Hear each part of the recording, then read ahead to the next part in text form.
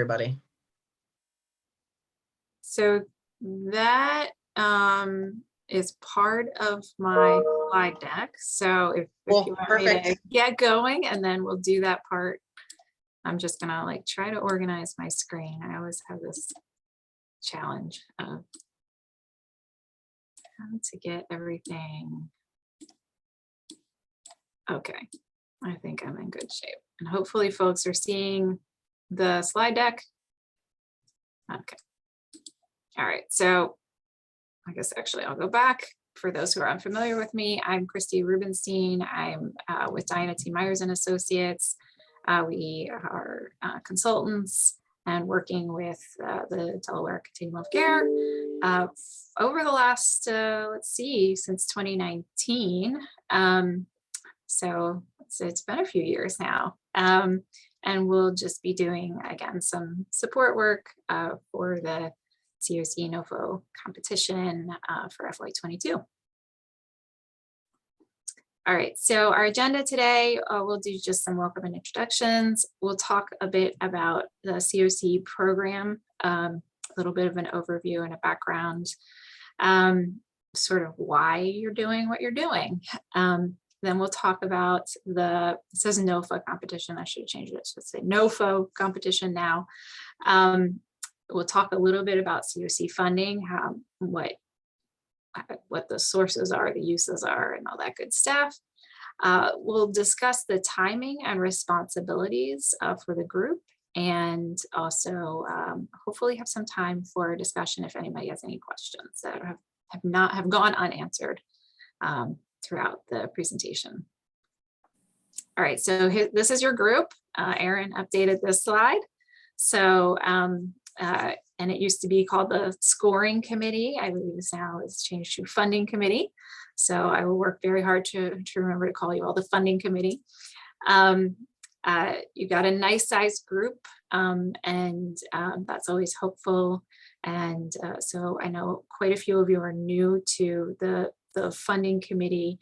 So again, as we go through, feel free to stop if anything I'm saying is utterly confusing, or you don't have the background or I'm giving an acronym or something like that, just let me know. Okay, so we'll take a few minutes for welcome and introductions. And along the way, if you want to let me know how much you already know about CoC program and then NOFO competition already. I know some of you have been on this committee for a few years and are pretty familiar. Others, I'm not sure your level of familiarity. If you have any specific issues that you wanted to learn more about, or if there's anything regarding scoring that you wanted to discuss today. So I guess I'll do tag, and then we'll go from there. And I'll start with Devin because you're the chair, I believe, still. If you want to kick us off. Good morning, everybody. I'm Devin Manning with Delaware State Housing Authority. I have been on the CoC scoring/funding committee since I think 2018. And this is my second year as chair. So really happy to be back with you all and excited. This is a great group of people.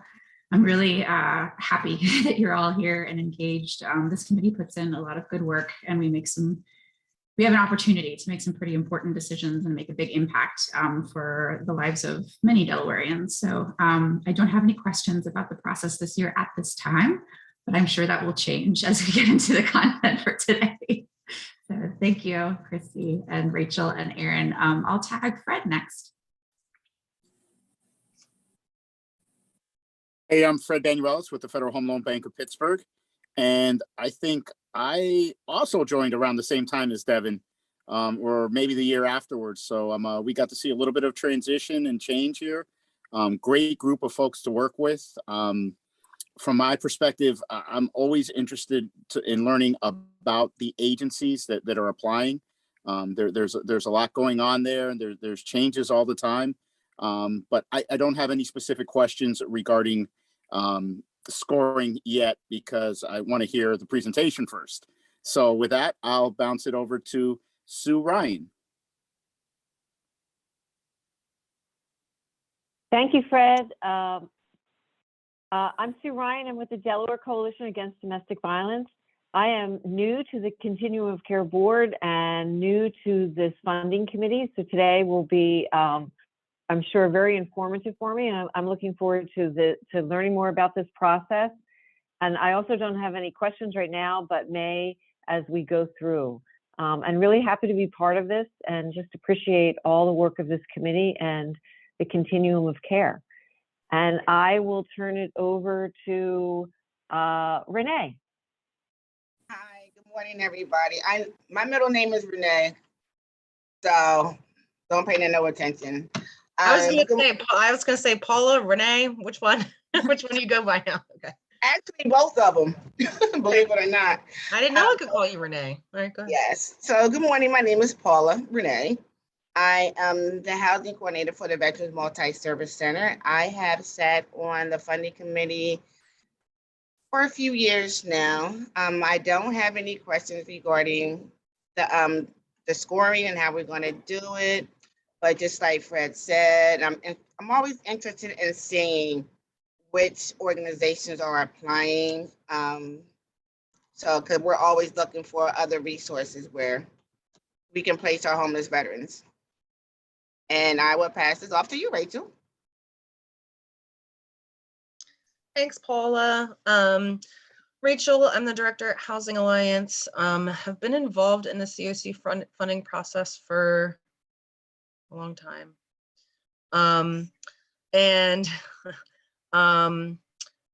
It changes every year. It gets more complicated, I think, and more challenging every year. I don't think that's necessarily a bad thing. It just means that we all have to, I think that the outcomes end up actually being good, but it just means that we always have to be learning and willing to put in the work to understand what we're required to do every year. So thank you all. I guess all I have to say is thank you for being willing to participate in the process. We need you. And please feel free to reach out if there's anything that you need that you're not getting as a member of the committee, because I want you all to be happy and stay on the committee. I'm going to pass it to Dana. Good morning, everyone. I am Dana Mitchell with Newcastle County and also the CoC board chair. So I have definitely just jumped right in. Want to learn all that I can so we can continue to grow. And at the moment, I do not have any questions, but I am certain I will later. Thank you. And I will pass it on to Erin. Hello, everyone. I am Erin. I'm the CoC Program Manager with Housing Alliance. So this is a very, very integral part to what I do day in, day out for the CoC. I don't have any questions. Chrissy deals with my questions all throughout the process, but I just want to follow what Rachel said and just thank everybody for their willingness to participate this year. It is a lot of work, so we're really, really appreciative that you guys are dedicated and willing to go through the process with us every year. And I will pass it to Alexia. Thanks, Erin. Good morning, everyone. I'm Alexia Wolf. I'm the Chief of Community Behavioral Health and Social Determinants at the Division of Substance Abuse and Mental Health. I am new to the CoC, and I'm really glad to be on board and learning from everyone. I don't think I have questions at this time, but I'm looking forward to the presentation. And I know John had to step away. I'm just looking to see if it looks like he may still be away. Yeah, So okay. I think we've covered everyone. Yeah, I think we have. So we'll move ahead, but thanks everybody for introducing yourselves. Like I said, some of you I'm familiar with from our past work and others you are new to the committee, so I haven't worked with as much. I'm looking forward to working with everybody. All right, so let's talk a bit about the CoC program, particularly the interim role, and sort of why you're about to undertake this process that you're going to do or help oversee. Okay, so for those unfamiliar with the continuum of care program, there's an interim role. It's been interim for I don't know, it's like a decade, I guess, at this point, something crazy. It's at least 5 years since the latest iteration came out, but that was 5 years before a different version. So we have under the interim rules, some key regulations that really lay out what the CoC is supposed to sort of be, a continuum of care under the CoC program, and also sort of the responsibilities of the continuum of care in terms of operating and functioning as a body, right? So there are many more parts to the interim rule. It covers a lot of different areas. In addition to this, it describes things like different program component types and how those can operate and eligible uses and funds and conflicts of interest, all kinds of stuff.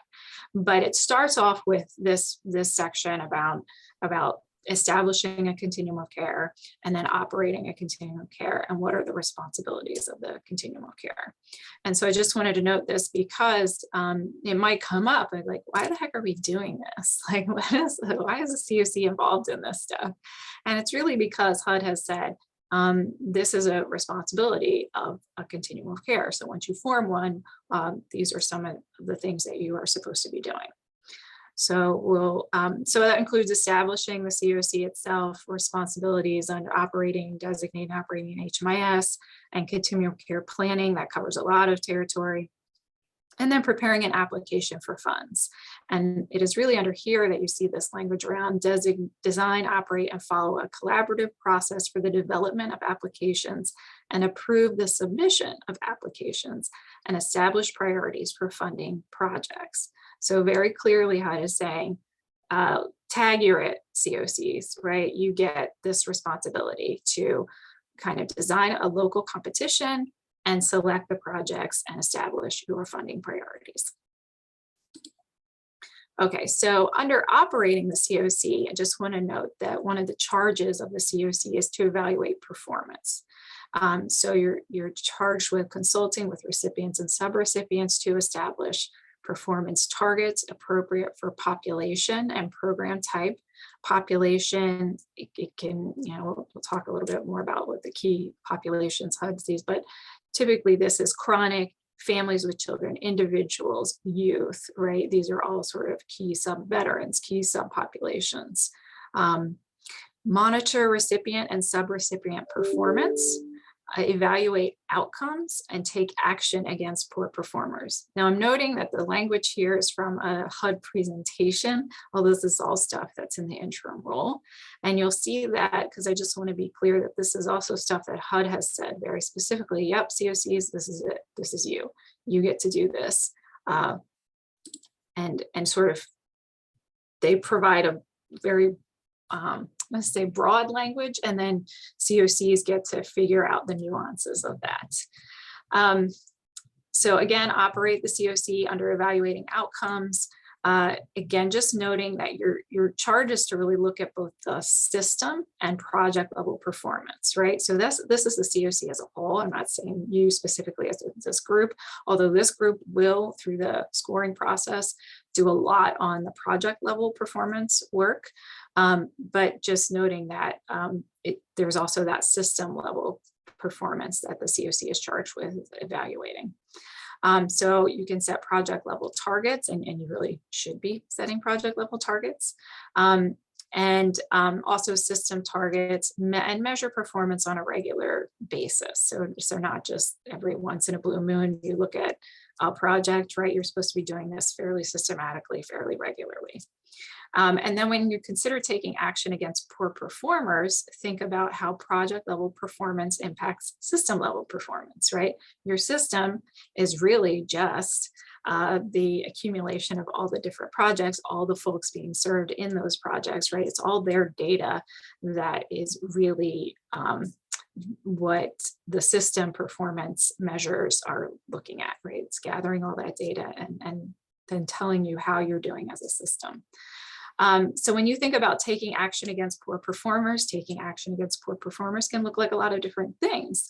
The CoC has developed a corrective action plan process, right, to help with this. There's also, reallocation, which is when you take funds away from projects. And it can be any number of those things, right? You can be providing a lot of technical assistance along the way, or you can reach a point where you're like, you know what, this project is no longer going to get CoC funds.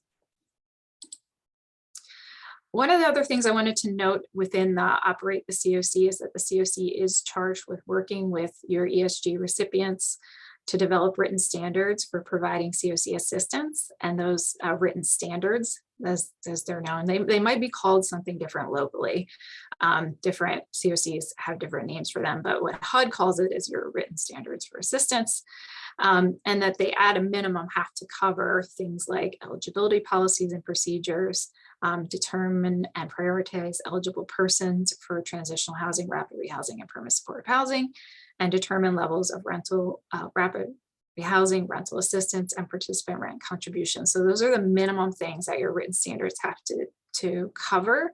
And I just want to note here, there is like, we have compliance as part of our evaluation process, right, for the CoC.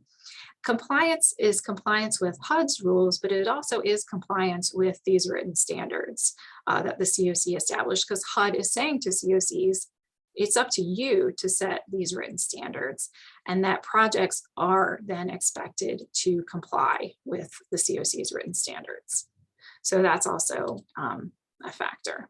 And these are just a couple of examples. This comes directly from HUD, but you might hear this from projects off and on of like, why does the CoC get to tell us what to do? That's not something that I see in the regulation. And it's like, well, but HUD has also said, you're supposed to comply with the written standards, and the written standards can set the order of priority for example, for PSH, right? The order in which participants are supposed to be prioritized to be enrolled in those projects.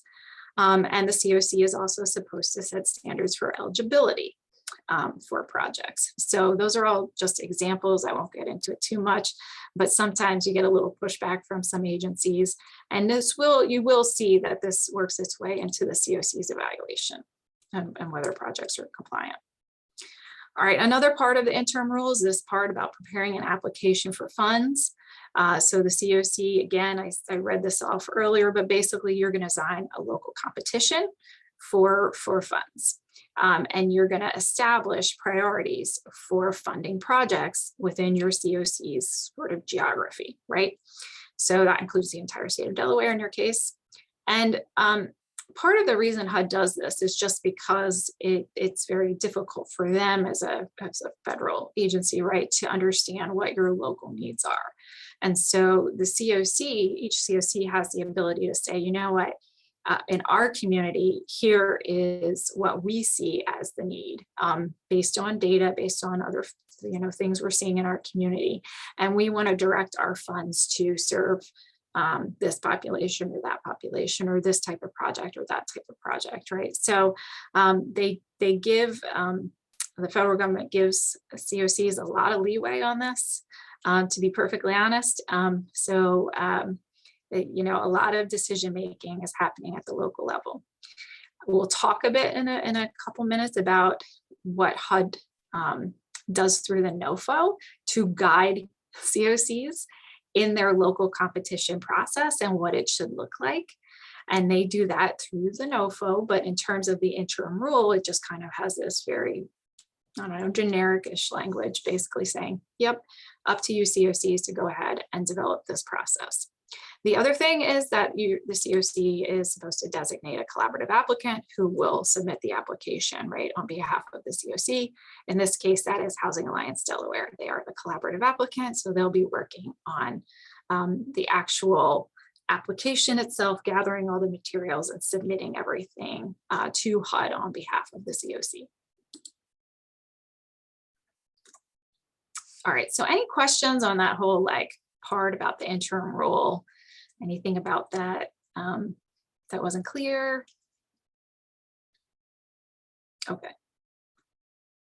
So let's talk a bit about the NOFO itself, the Notice of Funding Opportunity. So the CoC NOFO competition, obviously this is a pretty big portion probably of your CoC's funding for homelessness related work. The other big portion is probably ESG, Emergency Solutions Grant funding. Between those two programs, that's where HUD is providing a lot of federal funding for homelessness related work. Funding for CoC can only be used for very specific types of projects. And actually the same is true with ESG. And so they kind of complement each other because they have a little bit of overlap, but they sort of fund different things, right? And so CoC is really focused on housing. Permanent supportive housing, rapid rehousing, transitional housing. There is some funding available for supportive services only, but really only in the context of coordinated entry these days, unless you had existing SSO. But you won't see here for CoC things like emergency shelter funding or homelessness prevention funding, right? Those are not eligible project types under CoC. So I just want to clarify that for folks who are unfamiliar. Funds for CoC are distributed on an annual basis, typically. I mean, even in the year there was no NOFO, the COVID year, they eventually got around to getting approval from Congress to fund the projects again. There are some projects that sort of legacy stuff from back in the day that have longer terms in terms of the grant term, but most projects, and I think all of the Delaware CoC's projects are on a 1-year grant term, and so funded each year for 1 year. Each year, except for 2020, HUD releases a notice of funding opportunity for the competition, for the CoC competition. 2020 was COVID, they skipped the year, they just sort of renewed everything that was out there, and we all moved forward and had a very late NOFO for 2021. Typically the NOFO runs during the summer, but it didn't get released until like September last year. So we'll see what happens this year. When HUD issues the CoC NOFO, the CoC must submit an application to receive funding. If you do not submit the application, you will not get funded. This is the only avenue to get those funds for the CoC. And HUD staff freak out when the clock is ticking and you have not submitted your application. They start to get very worried. The collaborative applicant, again, which is HAD, will be the ones to actually submit the materials. Now, CoC is a little interesting because while you're running this local competition and you're sort of selecting the projects that are going to be included in your packet, your application, really what happens is HUD will then determine the different projects that get funded, and they will execute contracts directly with those project recipients. So that can be a little different from the way some other things operate, but just note that that when a project is approved, it is not the CoC entering into a contract with those applicants, it is HUD itself. They directly enter into that contract with those recipients. All right, I'm going to say that, I'm going to repeat that again and say it in a slightly different way just to make sure, because like there's still a lot of confusion about, there always is confusion about that, and it makes total sense because it's different. I'll just add, Housing Alliance Delaware is not a pass-through agency. Like the funds don't come to us to distribute out. They go directly from HUD to the organizations. We do not play that contracting role. We are not a pass-through. Okay, continue. Yeah, it's a strange little nuance because the CoC is charged with doing all this work to figure out who's in the applicant, who's going to be in the submission or not. But then when it comes down to it, HUD's the one that ultimately is deciding and will make the announcements about who got funded and who didn't. And then HUD is the one that the agency has the contract with. And so the agency is entering into a contract with HUD very directly, and the compliance and things like that are then they have a HUD rep, you know, who is they're working with on that end. So just a nuance, but it is important because folks get confused about who's in charge of what part of this. All right, after submission, again, HUD reviews all the CoC applications and scores them. That's the application that you write on behalf of the CoC. And then sometimes there's bonus funds. Most years there are bonus funds. Often the COC is in a position of what is considered, all COCs, I don't want to say just this one, all COCs are in a position where HUD says, we're going to guarantee that you'll get 96% of your renewal funds. And then the other 4% is up in the air. And then we'll have this bonus funding available. So COCs are sort of trying to get to do the best they can so that they can get all of the renewal funds that they had, and then as much as they can of this bonus funding, right? So it gets a little complicated the way they run this, but it's I don't know, it's tricky, and there's a lot of things to think about when you get down to that part of it. Yeah, there I want to add that's where it's super important for like anytime, because I know we have a couple members who sit on other committees, whenever we bring NOFO like action items and stuff. So all of the funding that's up in the air, we only get if we're more competitive as an entire community against all of the other communities in the country. So that doesn't just include CoC funding, it includes ESG funding, it includes all of the other supplemental funding sources, anybody who's doing any type of homeless assistance in our like CoC geography. So that's where those, hey, whenever I say, hey, this is the NOFO, like this is something we could do, is what HUD's asking for, that those things are how we become more competitive as a community in order to get the funding that's up in the air through the CoC. So that's where that all ties together. Yeah. And it's always a little bit of a nail biter, you know, and a lot of stress, I will say, because every CoC, what your goal is to not lose funds, honestly. And if you position yourselves right, then you can feel confident, like, well, maybe we'll get some bonus funds, but it is typically not at all guaranteed in the CoC competition. Applications get submitted through HUD's online eSNAP system. For those who do federal applications and are more familiar with, say, like grants.gov, we don't use that. HUD doesn't use that for this. That would be way too easy. So there's that other crazy eSNAP system. You might hear us talk about it, but that's also part of the fun. And then each CoC is given a cap on the amount it can request. Just to note, you can't ask for just any old amount. HUD tells you how much you're able to ask for as part of your application package. And those are typically it's a bunch of formulas that they come up with. Like it's 10% of this random number that we came up with, and it's a little crazy. And if anybody's interested in the details, I'm happy to talk to you about it. But just know that you'll be given an amount that you can ask for the different pots of money. Okay, the timeline. So the clock really starts pretty early in the year, the calendar year, with what is called the registration, the CoC program registration. And that signals that the NOFO process has started. So if your CoC was wanting to do any really big changes, like, oh, we want to be a unified funding agency, which is a sort of special designation, you have to do that stuff before registration, because once registration starts, HUD's like, okay, this is the CoC that we're working with for this program NOFO, you know, the CoC program NOFO this year. And so they expect you to kind of have all your ducks in a row by then. So it's really, you don't have to do much. You just have to say, yeah, like click, and you don't even have to do that much anymore. HUD just rolls everybody over. But it does sort of start this clock. And once it starts, we're like, okay, like we should be on our way. Now, it's supposed to open the second Tuesday in January. It did not this year, no surprise, because of COVID and the late appropriations budget and all the stuff going on. So it's actually wrapping up in April. It will close, right? Early April, I believe, is set to close. And however, for us, like who do this as a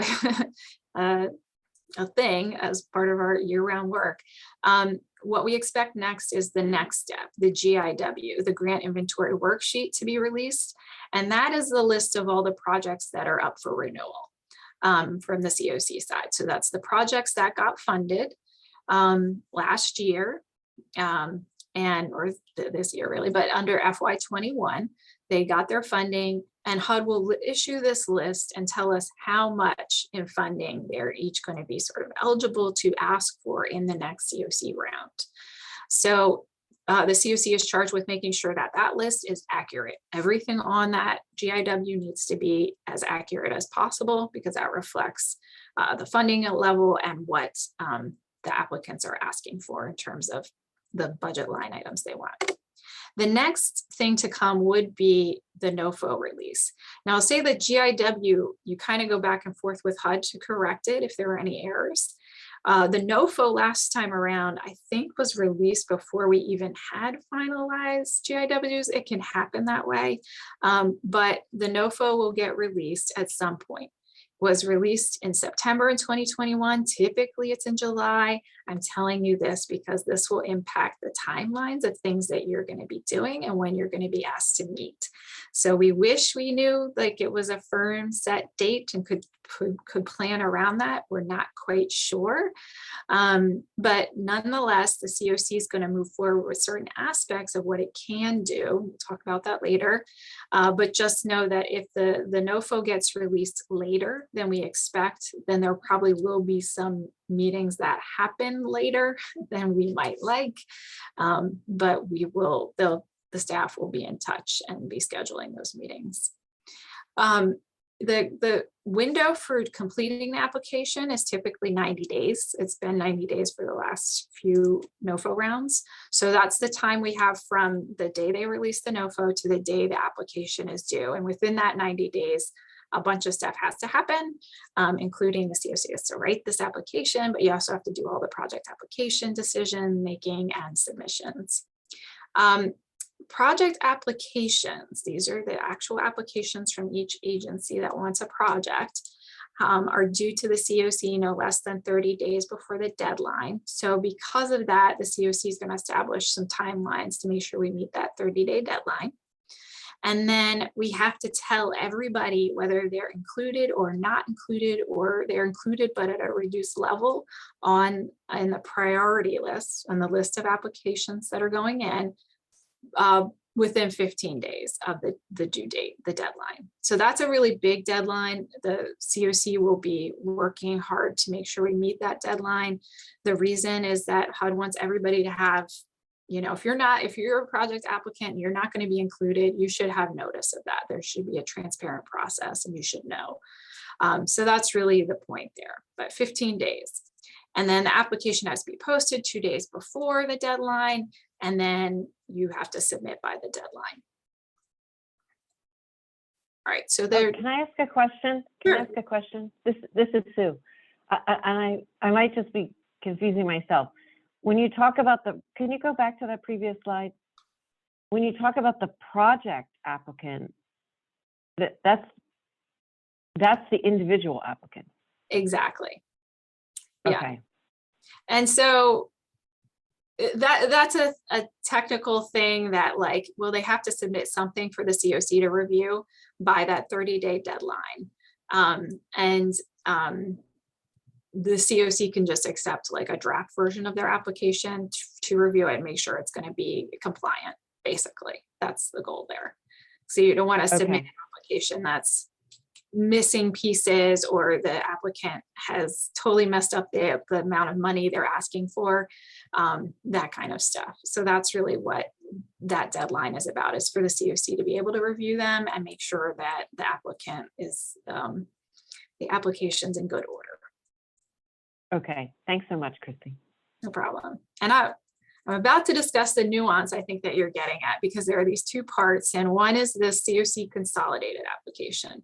So for the submission itself, right, one part is this consolidated application, and this is where the CoC is basically making the case like, we're doing a great job on all these things, right? Or here's what we did. This is where you report out the work you've been doing, typically over the past year, on a variety of things that there's the NOFO, right? Where HUD describes like, here are all the things we want you to tell us. And then there's the actual application where then they have the questions that they want you to answer, and they're supposed to align. And sometimes they do pretty well. And then some questions you're like, this is weird. Regardless, the CoC is filling out the application. It will cover questions related to CoC governance, coordination with other systems, policies, trainings, etc. Right? So there's a ton of questions about this. So it could be anything from like, here is this chart, check off all the different stakeholder groups who are on your board, to here's a question about coordinated entry. Here's a question about how you're working with the DV system. Tell us what you've been doing in regard to that. Tell us training housing or equal access, right? Like it covers a lot of ground. And so that's what I think some of the stuff Erin was talking about when the CoC is scheduling sort of trainings, and they're maybe mandatory trainings. A lot of that has to do with the fact that HUD through the NOFO application has said, we expect you to be doing this annually, this training, or we expect you to have this kind of a policy. So a lot of it traces back to here. The other thing they'll ask about is data stuff. So methodology of your point in time count. You have to report out your housing inventory chart, right? Like all this stuff on the data side. And then information about how the CoC is working to make progress on various goals, primarily related to strategies to reduce homelessness and improve system performance, measure outcomes. So there's a lot of points tied up with the CoC demonstrating that you actually have strategies to tackle like big system-wide issues, right? And so what are those system performance measures that they look at? That includes length of time homeless, returns to homelessness, number of homeless persons, jobs and income growth, first-time homelessness. Number 6 is not a thing that anybody has to report on right now, so we'll skip that. And then successful placement and retention of housing, right? So those are the sort of things that the CoC has to report out on, like, yeah, here's our strategy to reduce the length of time people in our system experience homelessness, right? Here's our strategy to ensure that folks are successfully placed in permanent housing quickly and that they retain that housing. So there's a part of this that's data and a part of this that's narrative, and the CoC kind of has to respond on all of this. So this is a lot of the work of the CoC application is drafting narratives, explaining all the work that's happening year round that the CoC is doing to tackle these issues.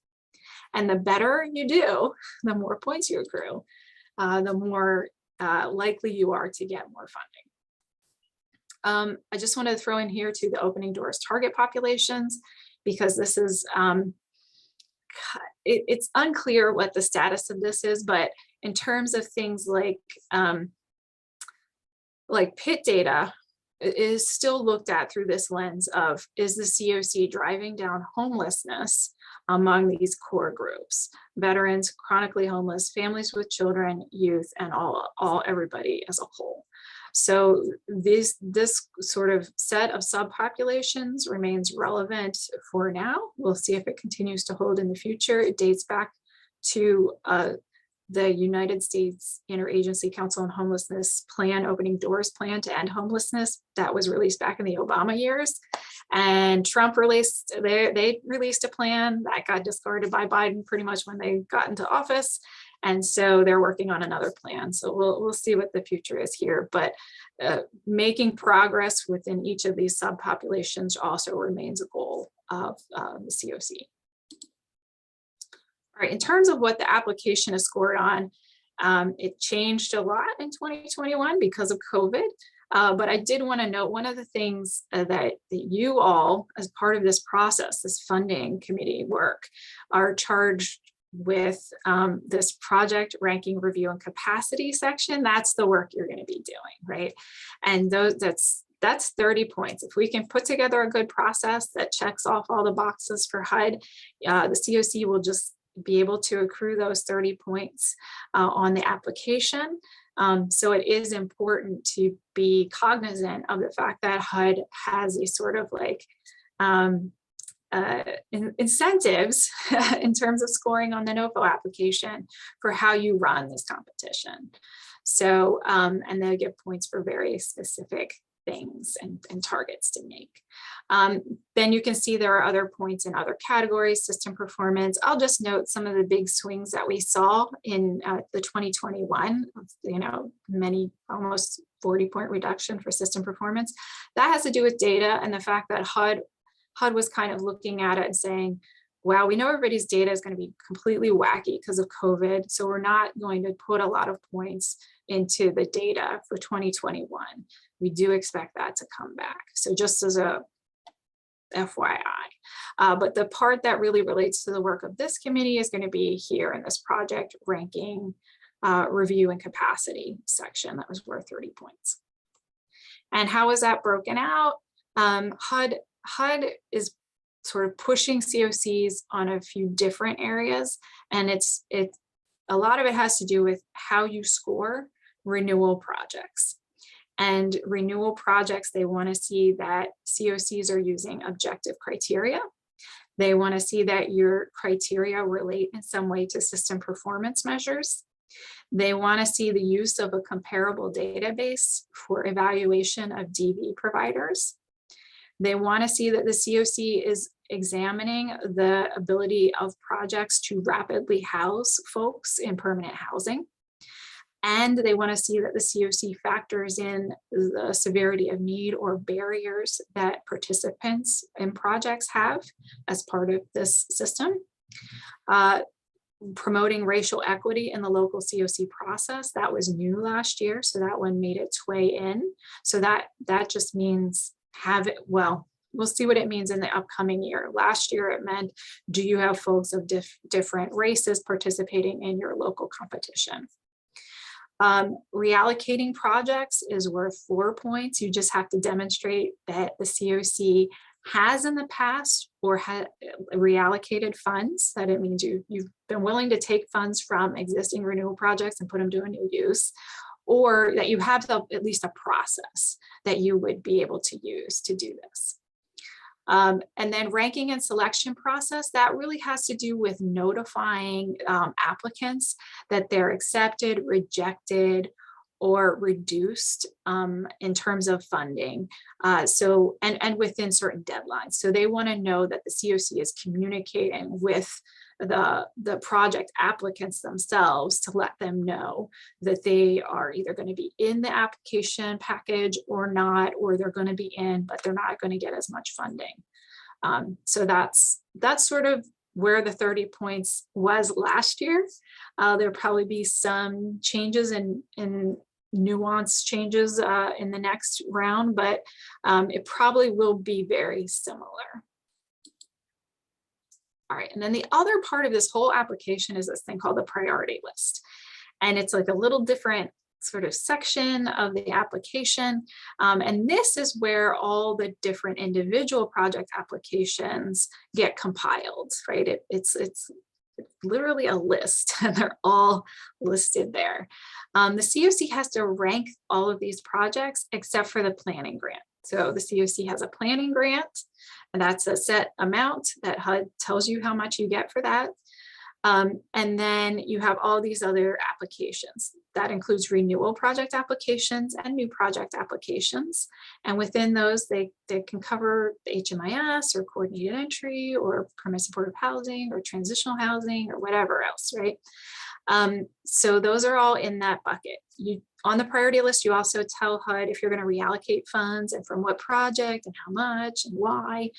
And then you have your new projects as well. And so everything has to be sort of in this package for submission. And yeah, that's going to be the full list of projects. So within that, they will each applicant will be completing their own project application, and they will submit it to the COC, and then the COC will decide if it is ultimately included in the big application on the priority list. Any questions about that? Because I know it's a little complicated, but basically there are these, we will talk about the COC application. And if at any point we're not being clear, if we mean like the grantees applications or project applications or the big CoC consolidated application, just let us know. So Christy, I have a quick question. And that is, throughout the presentation, you talked about the CoC and its responsibilities, but our role, so we are like, almost like I would view us as like an advisory subset of, so we're not really the CoC, but we're acting on behalf of the CoC in grading and scoring this. So I'm presuming that someone at the CoC is handling a great portion of everything that you did. They're determining all of the, the priorities and what they want. And then ultimately it's going to lead to like a scoring rubric like we had in the past several years, where we just merely go in and apply the rules to the applications and come up with recommendations to the CoC as to who to fund. Is that correct? Well, I'll pass that one to Rachel to speak more about what happens at the, say, the board level. Different CoCs handle this in different ways and delegate that responsibility in different ways and have different processes for figuring out like what are our funding priorities for this year. But yeah, I'll let Rachel discuss that part.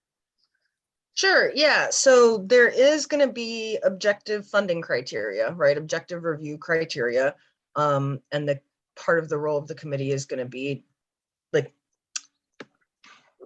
part of the role of Housing Alliance staff and the committee is going to be not super subjective, right? It's this percent this year you get 4 points, this percent here you get 2 points, right? It's performance based, it's outcome driven.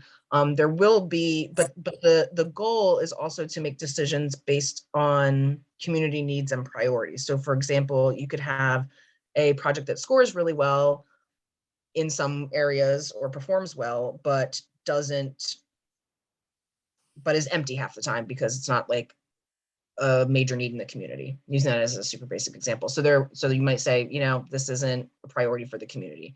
But the committee makes all those decisions. Like it should be strategic, not just like plug it in. And the committee makes all those decisions about ranking and scoring and everything. And then yes, sends it to the board, to the non-conflicted members of the CoC board, of which some of you are also members, not all of you, but some of you. And then that group, the CoC board is responsible for the final like sign off on the projects and how they're selected and funded. Did that answer the question? I would add, Fred, that the next step in the process, once we orient you guys and everything, is to go through the CoC funding policies. And the funding policies are what dictate how the scoring committee is, or funding committee is put together. And that document is what designates the role. Like that's the document that the board designates part of their powers in the decision making to the funding committee as a group. They're saying, we are going to choose you guys, and these are the roles and responsibilities we're going to designate to you. That's what gives you guys the power to do all of the stuff that we're going to do through the funding process to get to the recommendations that are sent to the board. So they do, yes, designate that power specifically to the funding committee. I would also just add that I think there's a couple of different things here. One is general, like the general assessment of what are the priorities of the CoC, right? And that should be probably an ongoing conversation, right? And we're planning to work with HAD to do a gaps analysis this year. It's a matter of like sort of being in a place where you have good quality data that you can kind of really look into that, where you think the gaps are, where you think funding should go. And so that will help, I think, in terms of just having a data-driven process, at least an assessment of what the priorities should be or could be. I think the other part in terms of scoring to keep in mind is, one, we have a sense from HUD about what they want to see, right, through the things that they're going to score us on. So they want to see objective criteria, and they kind of give examples of what those are. And they want to see criteria related to system performance measures, right? So we kind of know what those are. HUD also has a sort of scoring tool that they have put out there that we can look at as like, oh, here's the things that they are saying CoCs could look at. So we kind of have a sense from them about what they consider to be sort of quality criteria.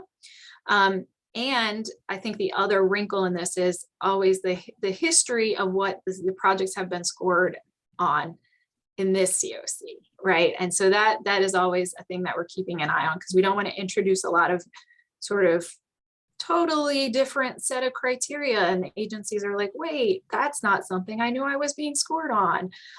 So we want to have some consistency within the CoC in terms of what is the CoC typically scored on? What is the CoC thought of as priorities in terms of evaluation and compliance and things like that?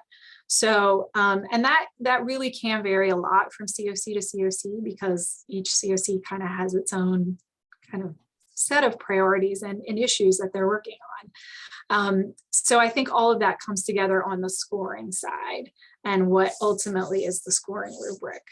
I don't know if that helps also provide context, but yeah, I'll throw that out there. Did that help? All right, I'm gonna move along. We'll talk a little bit about CoC funding next. So I wanted to quickly move through HUD's policy priorities, just so that this group understands. Fred, you were just talking about CoC priorities, but HUD has their own policy priorities that they have said, these are things we want CoCs to be working on. This stuff came out in the last NOFO and was expanded a bit from the prior NOFO, and a little bit, looks a little bit different from what was the set of policy priorities under the Trump administration. So this is what we consider, I think, like a good starting point of understanding what the Biden administration considers to be policy priorities. So first, ending homelessness for all persons. There's a lot of text here. We have half an hour, so I'm going to move through this quickly, but just understand that that's a lot about identifying folks, housing them, understanding their needs, and creating projects that will serve them. Using a housing first approach. This is one in particular went away under the Trump years, back under the Biden administration, back to housing first. Again, this is housing folks without precondition, like not saying, oh, you have to be sober, oh, you have to have income, oh, you have to like have a clean criminal record or no criminal record to be in our housing program. Those would all be not housing first aligned, right? So housing first remains a policy priority again, or I'm sorry, it doesn't remain, it comes back. And also there's other stuff in housing first, but really it's about quickly moving folks into housing and having that as the basis for them to work on whatever else may have led to their homelessness. Number 3, reducing unsheltered homelessness. For folks who are familiar with the topic, this is really, I think, an issue we see in other parts of the country, really like California, Florida, places where there has been a ballooning unsheltered homelessness crisis. And so this is one of the policy priorities. 4, improving system performance. So noteworthy that this is one of their policy priorities, but again, this is really about call the CoCs to use system performance measures to determine effectiveness of the system, and they talk about using coordinated entry to promote participant choice, coordinate homeless assistance in mainstream housing and services to ensure people experiencing homelessness receive assistance quickly. It should be transparent and inclusive, all that good stuff. And again, just a call to go back to evaluating effectiveness of programs and the system as a whole, right? Sorry, sure, on the right screen. Okay, 5, partnering with housing, health, and service agencies. This is one that was new last year. Not surprising, HUD's been sort of pushing in this direction for a long time, but really the call to, again, leverage resources across different systems and to collaborate with different systems so that folks in the homeless system can tap into those mainstream resources and community-based resources, and that you're building those connections. So HUD really wants to see CoCs establishing things like MOUs and agreements, but they also want to see very specifically that even CoC projects are engaged in sort of leveraging resources. So you might say as CoC, we can provide the housing, and we're going to go find somebody else who's going to provide services as part of the thing that they do, and build a project like that. That's the kind of stuff that they're looking for these days. Racial equity, and I will say also persons with lived experience. These two are also sort of new policy priorities, but we see a real call for the CoC to expand the stakeholders, and particularly expand the folks that are included in the decision-making process, the policy-making process, that you're gathering input from folks, that you're working to truly understand the experience of people who go through this system, and factor that into how your system runs. And then on racial equity, really pushing to eliminate that disparity that we see in some systems in terms of outcomes or in terms of persons served, understanding that that there is often an overrepresentation of Black, Indigenous, and other persons of color in our system. Okay, so those are their 7 policy priorities, and I wanted to run through those to make sure that you all understand like what HUD is seeing as the big policy priorities, and to orient sort of the work that we do moving forward, understanding what their priorities are and how our CoC's priorities can interrelate with that. All right, so we have CoC funding uses and sources. I just want to quickly go through this for those who are a little less familiar with CoC. I mentioned at the top that it's a bit limited, but on the housing side, funds can be used for permanent supportive housing, rapid rehousing, what is called a joint component transitional housing to rapid rehousing project. So that's a project that combines transitional housing with rapid rehousing, the idea that folks can really move from being, well, they can choose, first of all, client choice, which project type they want to be in, but they can also move from, say, transitional housing to a rapid rehousing, and then onto like, so they can be in a permanent housing situation by the time they exit the program. Renewals only for transitional housing and safe haven. You don't have any safe haven still operating, but you do have some transitional housing. So you couldn't ask for a new transitional housing under at least last year's rules, but you could get one renewed. On the supportive services side, same for SSO.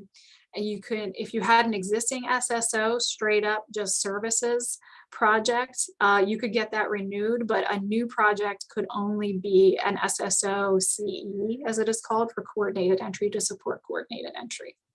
I think this CoC only has SSO CE projects. And then HMIS, you can ask for funds for your HMIS system. And then there's always a set aside of planning funds. It's 3% of what's called your annual renewal demand. That's a formula set by HUD. All right, CoC funding sources are your renewal funds. So you have the pot of or the list of projects that got funded last year, or for FY21 funds. And they have a certain amount attached to each of them. The CoC actually can tap into those amounts, right? You can choose to renew those projects, or you could choose to reallocate from those projects if you want, take some of their funding and put it to a new use. That is a decision the CoC gets to make. The other set of funds are bonus funds. In the past couple of years, HUD has made available CoC bonus funds that could be used for pretty much anything on the other side. It depends on the year. They'll tell you what you can use it for. And then there's DV bonus funds that can only be used for a specific set. Typically it's rapid rehousing, permanent, I don't know if it was PSH. The joint component is allowed, and then you can do an SSO CE for DV. Those rules will get with each NOFO. HUD will clarify this is what's allowed, here's who's eligible. But under the DV bonus, any project that is a DV bonus project can only serve survivors and those fleeing. And there's a question about whether it can go beyond anyone with a history of DV. That's also clarified with each NOFO. But again, this has to be for folks who are fleeing domestic violence primarily. And then HUD provides the amounts for the bonus. We don't get to choose. We couldn't apply for just any random number we wanted. HUD will tell you how much is available to the CoC for all of these things. All right, reallocation, high level. Reallocation is when you take funds from a project to use for something else. And that can be, you can fully reallocate a project. You can take all of its funds, essentially defund the thing entirely, or you can just take a portion. Say a project consistently fails to spend down all of its funds and they always leave $10,000. You might decide, okay, we're just going to take the 10,000 because when they don't spend the funds, it just goes back to HUD and it's a loss to the CoC. So you could just take a portion of a project if you want. And reallocation can also be voluntary. The project can come forward to say like, hey, an agency can come forward to say, hey, I can't deal with this HUD stuff anymore. I'm not, or this isn't aligned with our mission. We don't want to do this kind of project anymore. So we're going to turn back the funds. And so then the CoC would have to figure out how to use those funds. The CoC can reallocate because a project has poor performance, or because they don't spend down all their funds, or because it's just the project isn't aligned, as Rachel was talking about earlier, with the CoC's needs any longer. So it can be any of those things. It's not that a project has to be poor performing to be reallocated or has to be underspending to be reallocated. The CoC can determine it's just not a good fit anymore. And HUD really encourages reallocation. I just want to note that it's a little bit scary for CoCs to reallocate funds. I know some CoCs never do this. Others are much more aggressive. But HUD is really saying to CoCs, take a good look at what the needs are in your community and make sure that the projects that you have are able to meet those needs effectively and efficiently. And Christy, correct me if I'm wrong, this past NOFO in part of the section, they actually had language in there about eligibility to be able to do certain things based on the amount of your history of reallocation and your evidence that you are reallocating poor performing projects to new projects.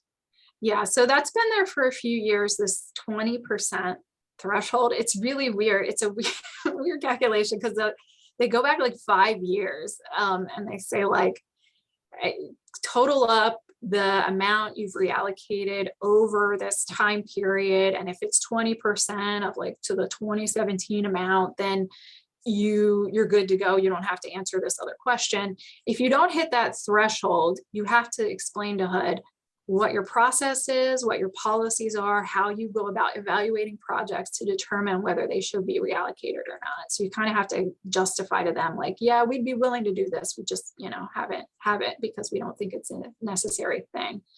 And they say that's both to earn points, but they also say you can't submit new project applications unless you demonstrated an ability or willingness, or at least a process of reallocation of projects that are, not performing well or not meeting the community's needs.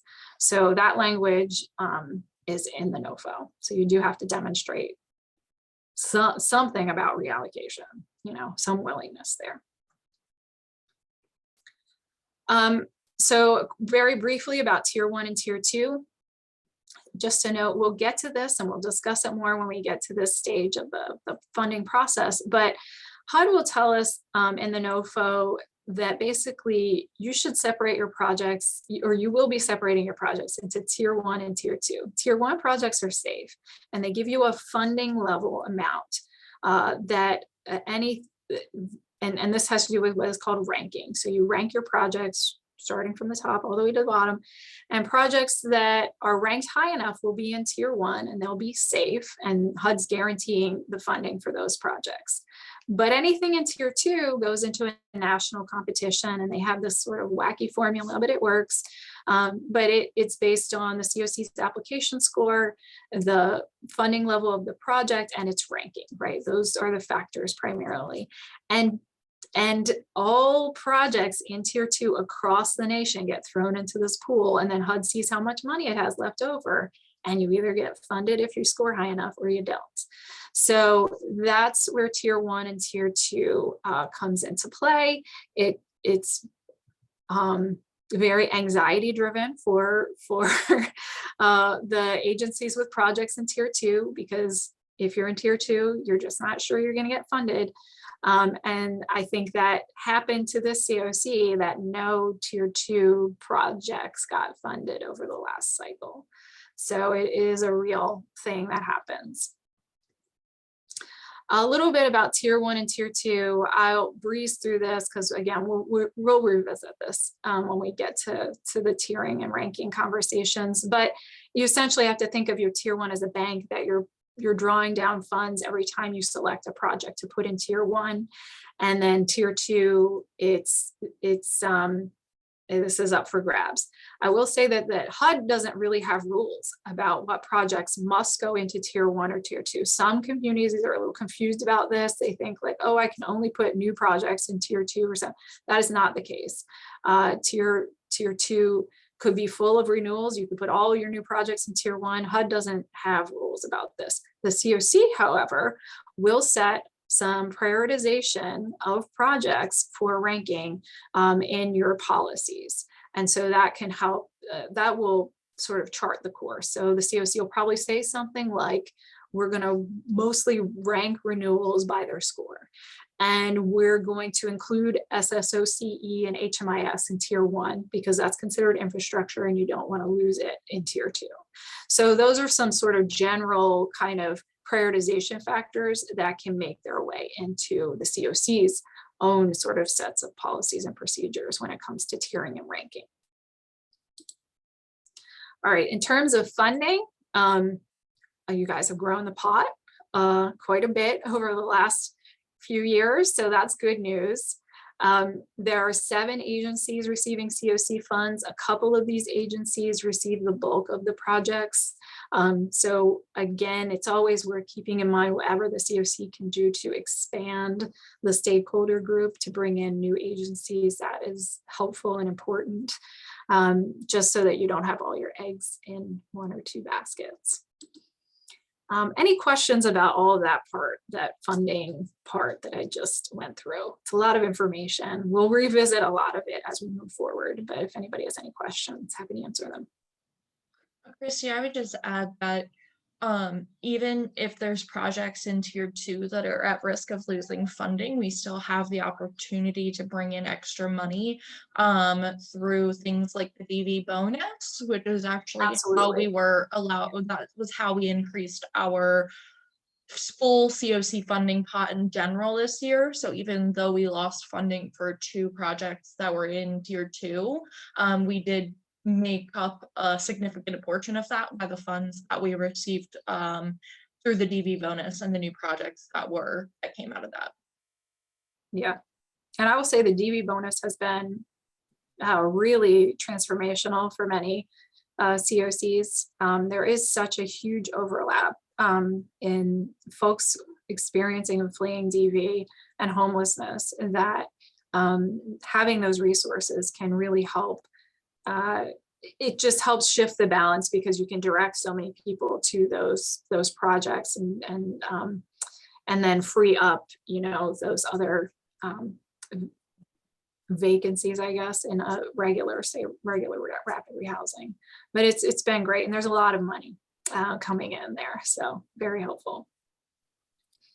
Christy, one of the things that I struggled with last year, especially in the tiering system, is you would presume that your highest scoring applications would all be in the higher tiers, and then as you go down, they would go into the lower tiers. But that's not necessarily how it worked out. It would be great if there was some kind of a policy document as to, you know, when we're going to move around, because you could be challenged later. You could say, hey, look, you know, I was, you know, I was one of your highest scoring ones, and you didn't even put me in the top tiers, and I didn't get funded. So it would be nice if we had some kind of thing we could direct to say, okay, this is what allows us to make this decision, or this is when we will make this decision. Yeah, I think it's in there in broad strokes, Fred. I think part of the complexity of this, and you've been through it, and Devin and others, you know, a few times, but it's the weirdness of the rules also, where the CoC is trying to maximize, like, if we put this one here, then we have a better shot at getting stuff, you know. And that there is that flexibility built into the language, or at least it was last year, right? So we have yet to revise the policies for this year, but and it kind of gives the CoC the flexibility to do that, because you might be doing some of this work ahead of time without even seeing a NOFO. So you do have to have some flexibility to say, like, well, the CoC can kind of move things around in response to the NOFO. I think what you're calling for is maybe a more formalized, like, statement of priorities when we get to the nitty gritty of it, of like, this is a project type that is, or this particular project is not necessarily serving a need. It scored well, but it doesn't necessarily serve a need in our community that is commensurate with the resources that we're putting into it, right? And so I think that is something to think about, like, what is it that this committee feels that you need? Are you empowered to make that kind of a decision? Knowing that everything that you do then goes up to the board, right? The non-conflicted board. So there is a second review and discussion there, but their expectation is you guys are doing most of the work, right? So I think that there's like that interplay, and it is worth, I think, discussing. You know, I think Aaron and Rachel might have more to say about it, but I can totally understand, like, that weirdness of, like, does it seem like we're making arbitrary decisions? We don't want it to seem like that. So you have to, like, ground your decision making in something. Is it data? Is it an assessment of need? Like, what is it that helps you all to feel comfortable that when you're making that ranking decision, it is truly reflective of what the community needs? And one of the things that we are looking at doing this year, Fred, is really trying to figure out how we can involve the compliance portion of it in the scoring, so that the scores are more reflective of how the project is overall, not just based on the performance, so that we have, like, projects that are performing really well but have all of these compliance issues, and that's why some of those decisions were made, and that was a lot of the feedback we got from the providers this past year, for those that came into play for, so that is something that we're thinking about as we are gearing up our recommendations for you guys. And I just want to mention too that for folks who are newer to the committee, like, our task is kind of twofold, right? So there's the scoring tool, which is the responses to the application. So the agencies, some of them have kind of learned, I want to say, you know, what the CoC is looking for. So they'll answer the application questions in a certain way to get the points to get a high score. Our other task is to also look into the policies and procedures and operations manuals that actually show how the project is actually being operated. And as you kind of get into the finer details of how these projects are working on the ground, you may see that there is a conflict between, well, they said they were, you know, housing first and you know, low barrier in their application. They checked all those boxes, but looking more closely at their policies and procedures, you know, they have rules that people have to follow, and they can be, you know, evicted or, you know, turned away from the project based on their stated rules. So it's important for the committee members to kind of look at both of those things in order to make a more informed decision about how to actually score the project. All right, I'm going to move forward because we're short on time, and the next section is really what do you all have to do? So let's make sure we talk through that. I want to say the next step is really what we've been discussing, like the policies and sort of setting up those policies to empower this group to do the work that that the CoC needs it to do. And different policies can be adopted at the same time. So you will actually get a document that has a group of policies within it, right? And it used to be different documents, but we've kind of put it all into one so that it makes it a little easier. And then just to note that, because again, this happens from time to time, that you will need to amend a policy, because you'll get somewhere down the road and be like, whoops, why did we say that? Or, oh, HUD changed something in the NOFO, and we actually need to go back and like make a change in our policies to align with that. So the policies are going to cover prioritization of projects for ranking, scoring of renewal projects, reallocation of projects, new project solicitation and selection, and an appeals process. I believe you all also have other sections in there on background and conflict of interest and things like that, and corrective active. So it has to be done sequentially versus all of the policies at one time. And then when it comes to it, we can do project scoring and new project solicitation work on like parallel tracks. But sequentially, we really do have to adopt the policies first, because that's what empowers you to do the rest. Scoring should precede reallocation of poor performers, right? You should actually score them and see that they're not doing well before you make that decision. New project solicitation and review must precede new project selection. I say this, it just as a reminder to folks, you shouldn't have a fixed idea of who already is going to receive your funding. This should be an open and transparent process. Scoring, reallocation decisions, and new project selection must all precede ranking, right? So you can't rank until you know everything that you have ready, right? Like you already know your renewals, you know what new projects are going in, you know you've already decided about reallocation, right? And then you can do your ranking. Roles and responsibilities. So the funding committee's role and responsibility here include adopting evaluation and scoring tools, assist in scoring of renewal projects, work on selection of new projects, make recommendations for allocations, and rank projects for priority lists. The CoC board will review and approve policies, review scoring, new project selection, ranking, and reallocation recommendations, and review appeals. So pretty much a lot of the stuff that you do will get a backstop by going to the board, because you're making essentially a recommendation to the board for their approval. And that will only include the non-conflicted members, okay? HAD staff, their role is to provide support along the way, including for just the general work of the committee, right? But also development of the policies, their implementation, renewal evaluation and scoring, new project solicitation and selection, the eSNAPS project application review. They do the consolidated application, they complete the priority list, and they will be charged with submitting the full application. In terms of following local policies, again, we'll have this set of policies, and it will be the funding committee that will essentially be implementing most of these. So again, there will be a prioritization policy that says, like, here's how we're making decisions about funding, a renewal scoring policy that will outline sort of the basics around what's covered in the renewal scoring process and how it unfolds.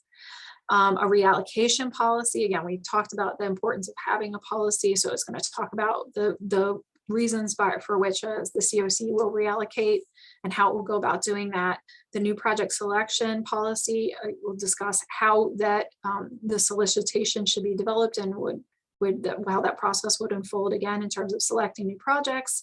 An appeals policy, which will cover certain aspects of this, right? So a project that doesn't like their scoring, how would they go about appealing that? A project that is reallocated, they don't agree with that, how would they appeal that? A project isn't selected under the new project solicitation, how could the agency appeal that decision? Project evaluation, just know that you're going to review and evaluate new project applications. You're going to evaluate renewal project performance. You're going to use objective data-driven approach. So we will have a tool we will be discussing that tool with you, developing it with you. And so you're for both, actually, there'll be tools for both the renewal side and the new project side. Performance outcomes, again, the tools will really call to the performance-based, data-driven approach here, and align with the CoC's priorities and goals, and also HUD's priorities and goals. And then recommendation around corrective action. Here's just how the process will unfold. I'll try to briefly get through this one. Agencies will submit their scoring info. Projects will then be reviewed by HAD for threshold compliance. HAD will conduct some of the data APR driven, that's a data report that agencies have access to, and that HAD has access to. So they'll do a lot of the data-based scoring. The funding committee will meet to review any sort of other items that are not really data driven, or like sort of easily objective criteria. Scoring and ranking is then sent, and you'll decide how to like score the projects and ultimately rank them, although we might score first and hold on to that for a bit.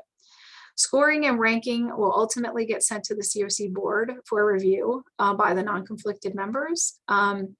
And scores and ranking will be released. Agencies will have the opportunity to appeal, and then scores and ranking will be finalized once the appeals are heard and decided upon. Reallocation decisions, again, that will come to the funding committee and then get recommended back to the board. The funding, that will all be covered in the funding policies, how this process will unfold, but just note that there might be voluntary reallocations or competitive or full or partial. We already discussed a lot of that. New project selection, I just want to note a solicitation will be released if there are bonus funds available or reallocated funds available. The CoC, we said, would go through a gaps analysis. Hopefully this year we will be able to do that and share so that there's some sense of where the needs are at. New project solicitation will be drafted, reviewed, and approved for release. The aim is to distribute as widely as possible, again, because we're trying to draw new folks into the CoC. And then this committee will review the applicants that come in and determine which ones get selected and make recommendation back to the board for their approval. And then finally, this will all lead to ranking and prioritization. With this, the committee will meet, we'll discuss different ranking scenarios, how the projects will stack up, and what the options are. We typically run a variety of scenarios, and then you all review them and make decisions. And then any compliance issues, just want to note, HAD will be flagging and bring to your attention anything that we consider a serious compliance issue. The timeline, we'll be working on the policy part next. Then we expect to move into renewal project activities in May to August. And then we're not quite sure the timing yet for the new project activities. I think there'll be more to come on the timing for that, but obviously we need to fit in with a NOFO timeline. So if a NOFO gets released, we would be kicking that off fairly quickly. I think we're at 10:30 at this point, so I think folks probably have to jump off. But if anybody has any questions, you could always feel free to reach out to Rachel, Erin, me. Happy to answer any questions, or if anybody wants to stay on and talk, I can stay on for a few minutes.